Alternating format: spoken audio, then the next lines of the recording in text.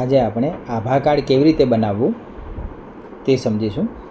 કોઈપણ બ્રાઉઝરમાં લેપટોપ કે મોબાઈલની અંદર હેલ્થ આઈડી ndhm.gov.in લખવાથી વેબસાઇટ ખુલશે આ રીતે, અને તેમાં ક્રિએટ આભા નંબર હશે. જો તમારી જોડે આભા કાર્ડ ઓલરેડી હોય તો નીચે લોગિન કરીને ડાઉનલોડ કરી શકો છો.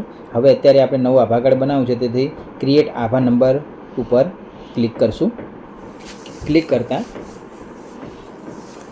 આગળનું પેજ ખુલશે, જેની અંદર ક્રિએટ આભા નંબર લખેલું હશે.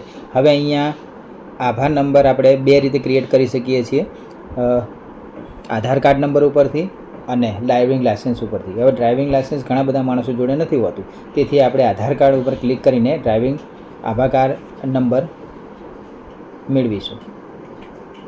આધાર કાર્ડ ઉપર ક્રિએટ કરવાથી અહીંયા નવી જે પેજ ખુલશે તેમાં આધાર નંબર લખવો પડશે. ત્યાં કને આઈ એગ્રી કરી અને જે કેપ્ચા કોડ છે, જે પ્લસ અથવા માઇનસ હોય તેનો જવાબ જે આવતો હોય તે લખવો પડશે. અને આટલું કરીને નેક્સ્ટ ઉપર ક્લિક કરવાથી તમારા રજિસ્ટર મોબાઈલ, આધાર કાર્ડ સાથે લિંક જે રજિસ્ટર મોબાઈલ છે તેની પર 6 આંકડાનો ઓટીપી આવશે. આ ઓટીપી જો ના આવે તો ફરીવાર સેકન્ડો પૂરી થયા પછી ફરીવાર રીસેન્ડ કરી શકો છો. ઓટીપી તેમાં નાખતા નેક્સ્ટ આપતા તરત જ તમારું આભા કાર્ડ બનીને તૈયાર થઈ જશે. આ આભા કાર્ડ નીચે લિંક આપેલી હશે આભા કાર્ડ ડાઉનલોડ કરવાની, તેની ઉપર ક્લિક કરવાથી આભા કાર્ડ તમે ડાઉનલોડ કરી શકો છો. તેની કલર કોપી કાઢીને તમે ડ્રાઇવિંગ લાયસન્સ તરીકે અથવા આધાર કાર્ડ જેવી રીતે રાખી શકો છો, પ્લાસ્ટિક પ્રિન્ટ કઢાવીને પણ.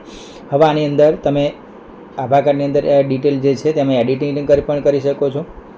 ઈમેલ એડ્રેસ તમારું છે તે અપડેટ કરી શકો છો, જેથી કરીને ભવિષ્યની અંદર તમારો મોબાઈલ નંબર ખોવાઈ જાય કે બંધ થઈ જાય તો પણ તમે આભા કાર્ડ મેળવી શકો.